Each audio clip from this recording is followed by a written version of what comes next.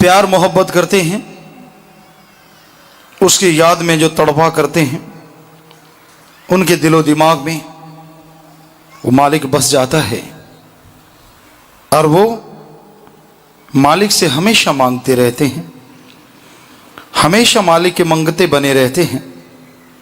और मांगते क्या हैं?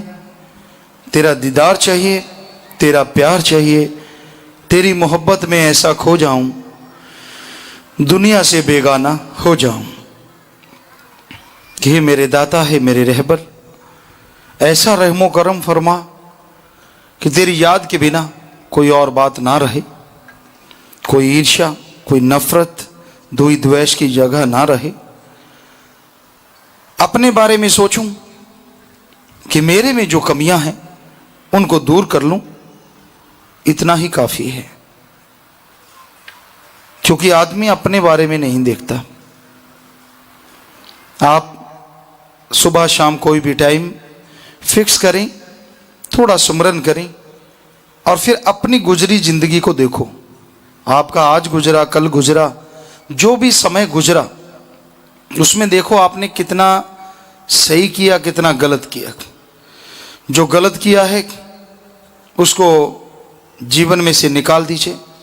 जो अच्छी आदतें हैं उनको और दृढ़ता से मानने की हिम्मत कीजिए। ये कोई नहीं देखता, हमने देखा है। मालिक की रहमत हो, अच्छे संस्कार हो और गुरु के वचन सुन ले तो चाहे मान ले, वरना नहीं मानता। सुबह शाम अपना विश्लेषण जरूर करना चाहिए, सुबह नहीं तो शाम को। और उस विश्लेषण में आप पाएंगे अगर ज़्यादा बुराइयां तो उनको हटा दीजिए कि आपके अंदर ये ऐब है, ये आप पाप करते हैं, छुपके करते हैं, शरेआम करते हैं, ये बैड हैबिट्स हैं, बुरी आदतें हैं, कि इनको छोड़ना है। और उसके लिए राम नाम का सहारा लीजिए, भक्ति इबादत कीजिए, तो आप उन बुराइयों को छोड़ पाएंगे और मालिक की दया में रहमत से माला माल जरूर हो जाएंगे। पर चक्कर यही है, आदमी अपनी बुराइयां नहीं देखता, अपनी कमियां नहीं देखता। दूसरे को अगर खुशी मिलती है तो जल भून जाता है। इशारा मिला था, क्यों, कैसे है, देखा, तो बड़ी हैरानी होती है कि आप अपना सोच लीजिए, इतना काफ़ी है। कौन कैसा है? बेपरवाह जी फरमाया करते, तेनू यार नाल की, तेनू चोर नाल की, तू अपनी नवेड़ तेनू होर नाल की। कौन कैसा है? कोई अच्छा है, कोई बुरा है, कोई आगे बढ़ा, कोई पीछे रहा। पीछे रहने वाले को तो कोई नहीं पूछता। चक्कर तो ये, जो कोई आगे बढ़ता है ना, उसको देख देख के ज़्यादा जलता है और उस जलन से अपनी भक्ति, अपना प्यार, अपनी सेवा का फल खत्म कर लेता है। फिर तकलीफ़ें, फिर परेशानियां, फिर मुश्किलें खड़ी हो जाती हैं बिना वजह, बिना कारण के। तो आप दूसरों के ऐब ना देखो, दूसरों के गुनाह ना देखो, बल्कि अपने गुनाह देखो और अपने आप को साफ कर डालो उन बुराइयों से, उन पाप कर्मों से। तो राम जी कृपा करेंगे, भगवान दोनों जहां की खुशियों से आपको माला माल फिर जरूर करेंगे। तो जो लोग सुन के माना करते हैं वो जरूर मालिक की दया में रहमत के काबिल बन जाया करते हैं। तो इसलिए भाई, अमल करना सीखो। अमल, यहाँ भी निंदा हो, यहाँ भी चुगली हो, उस फोन को मत अटेंड करो, उनके पास जा जा के चटकारे मत लो, वरना करी कराई बंदगी को तबाह कर देंगे। क्योंकि वो ऐसी ऐसी घड़के सुनाएंगे, इस तरह की बातें आपको सुनाएंगे कि आपका जमीर तक हिल जाएगा। क्योंकि मन के गुलाम हैं आप, तब तक गुलाम रहेंगे जब तक 10वें द्वार में पहुंच नहीं जाएंगे। कहीं ना कहीं मन हावी होता रहेगा। 10वें द्वार में पहुंचने के बाद मन तो पानी भरने लगता है। चलो वहां तक नहीं पहुंच सकते तो आप सुमरन के पक्के हो जाइए।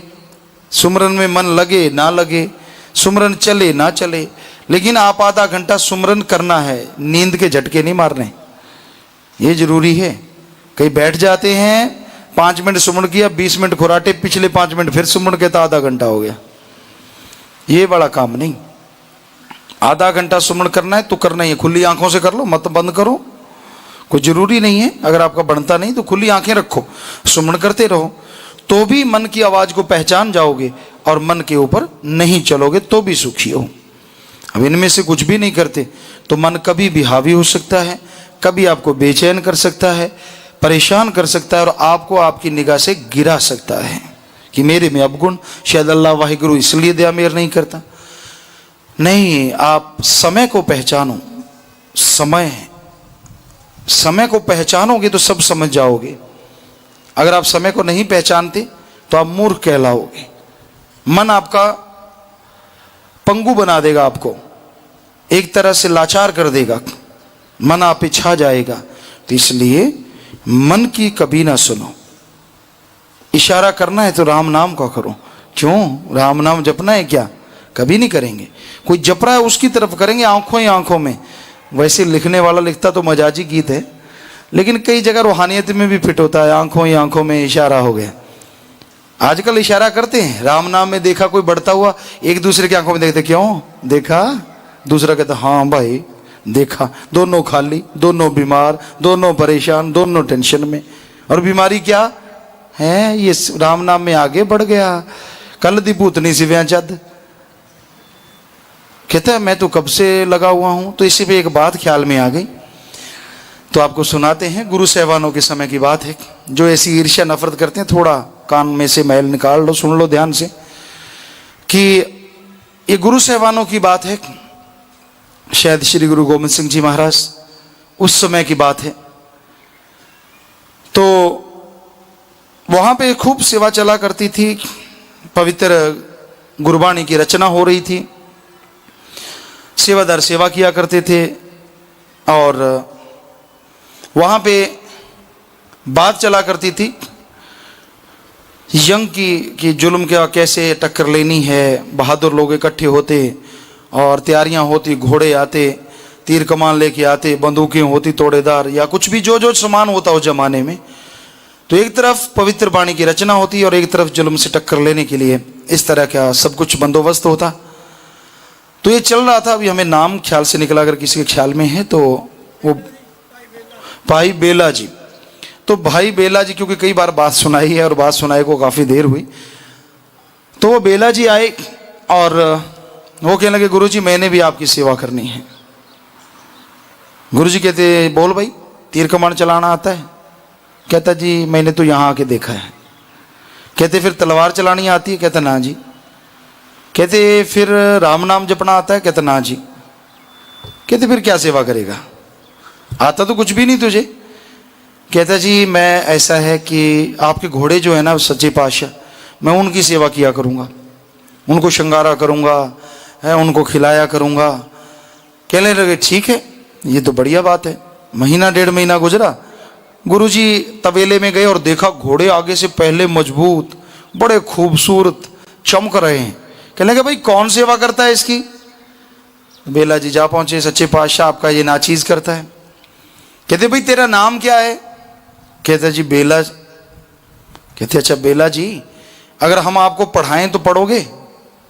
अब किसी का गुरु मुर्शिद कामिल किसी को पढ़ाए, इससे बड़ी जन्नत सचखंड और क्या हो सकती है। सीधा साधा जाट था, जमींदार था। कहता गुरु जी और मुझे क्या चाहिए, आप पढ़ाओ मैं पढ़ लूंगा।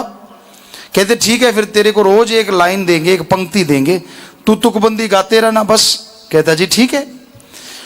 तो सुबह शाम मजलिस होती और गुरु साहबान उसको रोज एक लाइन दे देती और वो रट्टा दे तेरे की, ले तेरे के, हाथ में ब्रश, घोड़े के ऊपर चल रहा है रगड़ा, दे तेरे की, उधर से जो तुक दी होती वो ऊंची ऊंची गाता रहता, हरा चारा डाल रहा है, साफ कर रहा है और जुबान राम नाम की तरफ चल रही है। तो आखिर भक्ति ने रंग तो लाना ही होता है। इतनी सच्ची तड़फ, सीधा साधा, ना कोई छल ना कोई कपट। तो करता गया और एक दिन क्या हुआ, गुरुजी कहीं जा रहे थे तो बेला जी तो सुबह ही पहुंच जाते थे। गुरुजी तुक दो, सारा दिन रगड़ूंगा, मतलब याद रखूंगा, राम नाम जपूंगा। सुबह सवेरे गुरु साहबान कहीं जा रहे थे तो बेला जी कहते गुरुजी मेरी तुक, मुझे मेरी पंक्ति दे के जाओ। गुरुजी जल्दी में थे और कहने लगे वाह भाई बेला जी, ना वक्त देखे ना को बेला जी। अब कहना जी सतवचन। गुरुजी चले गए और लग गया वाह भाई बेला जी, ना वक्त देखे ना कबेला जी। क्योंकि आखिर गुरु के मुख से वचन लेने थे, तो आज वे वचन निकले। उसने कहा ये भक्ति भी बढ़िया है। और रगड़े जाए बाबा, बरस मार रहा है बाप भाई बेला जी, ना भक्त देखिए ना कबेला जी। और आपको पता है जिनकी अकल ज़्यादा होती है वो ताली मार रहे हैं, मजाक उड़ा रहे हैं, कहते ये देख पागल, सारा दिन हो गया रगड़ा लगाते लगाते। वो उसको कोई मतलब नहीं, हंस रहे हैं, मजाक उड़ा रहे हैं, इशारे कर रहे हैं, देखो कितना पागल है। ये भी कोई तुक है वाणी की? वो लगा राजी, उसको तो अपनी मस्ती, अपने गुरु से मतलब, किसी से क्या दाल लेनी है। शाम का समय हुआ, मजलिस के टाइम गुरुजी आए तो सारे हंसने लगे। गुरुजी कहते भाई बड़े खुश हो आज, क्या बात है? कहते जी आज आपने कोई बेला जी को तुक दी थी? कहते भाई हमें तो याद नहीं है, जल्दी में जा रहे थे हम तो। कहते जी उसने तो पूरी तुकबंदी कर रखी है। कहने लगे क्या? कहते गुरुजी आप उससे ही सुनो। तो उसने हाथ खड़ा कर लिया, कहता हाँ गुरुजी सुनो, मेरे से सुनो, याद है मुझे अच्छी तरह। गुरुजी ने बुला लिया, आ भाई जाट जिम्मेदार आ गया, बोल भाई बेला जी। कहता जी आज आर तुक याद की थी, वाह भाई बेला जी ना भक्त देखे ना कबेला जी, वाह भाई बेला जी ना भक्त देखे ना कबेला जी। तो गुरुजी बड़े खुश हुए, बड़े प्रसन्न हुए। कहते या तुझे दोनों जहां की खुशियां बख्श दी, जा तुझे आज वो खुशियां देते हैं जो कभी किसी को ना मिली हो। अब बेला जी को तो खुशी आ गई, पर जो कई कई सालों के बैठे अंदर ही अंदर जल रहे थे, मरोड़ा चढ़ गया, आज भी चढ़ता है, मामला तो वहीं का वहीं है। कहते हम हो गए बूढ़े जोर लगाते लगाते, और कल दी भूतनी सिव्या चद, वहां से बात याद आ गई थी। कहते यार सीधा साधा जाए ना आंदा जाता है, कुछ उल्टे सीधे शब्द बोलता रहता है, और गुरुजी ने सारा ऐसे बख्श दिया। और हम वेद विद्वान सब कुछ जानने वाले पवित्र वाणी की रचना कर रहे थे, ग्रंथ लिख रहे थे नवे। तब कोई मशीन वो छापा नहीं होता था, प्रेस नहीं होती थी कहने का मतलब, तो वो हाथ से ग्रंथ लिखते थे, तो वो ग्रंथों का काम चल रहा था। कहते हम भक्त हमें नहीं बख्शा, और एक आज आया है और आज ही लेके चलता बना। तो गुरुजी को भी पता चल गया भी मामला ये तो टिंडर गए, गड़बड़ हो गई, इनका मन हावी हो गया। कहते उनको ही कहा गुरुजी ने कि ऐसे करो, भांग घोटो भांग। कहते जी ठीक है। जो लगे सुबह से शाम तक खूब रगड़ा, सबकी लारें गिर रही हैं, आज मिलेगी बढ़िया। तो गुरुजी कहते खूब रगड़ो, सारा दिन रगड़ते रहे, सारा दिन रगड़ते रहे। शाम का टाइम हुआ, गुरुजी कहते क्यों भाई रगड़ दी? कहते हाँ जी। कहते फिर अब ऐसा करो, इसकी अंजलि भर लिया करो और नीचे गिरा दिया करो, अंजलि भरो और नीचे गिरा दो। गिरा तो रहे थे पर सोच रहे थे गुरुजी ने आज कुछ खाया है क्या, अजीब सी बातें कर रहे हैं कि जेडे खड़ ज्ञानी होंगे उन्होंने हाल ही ये होंगे है। सो वो ऐसे भांग, फिर भी डर तो था कि गुरु के सामने अब हिलें तो हिलें कैसे, ये तो डर होता ही है।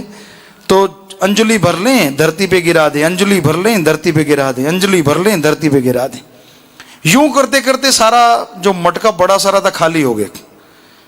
थे वही जिनके बच्चा अंदर बन गया था। तो आपको कल भी सुनाया था कि आजकल ये जो ईर्ष्या नफरत का बच्चा अंदर बनता है ना, बड़ा जल्दी बनता है, और ये जाता भी बड़ी जल्दी है, या अगर अंदर रहे तो खराब भी बहुत करता है।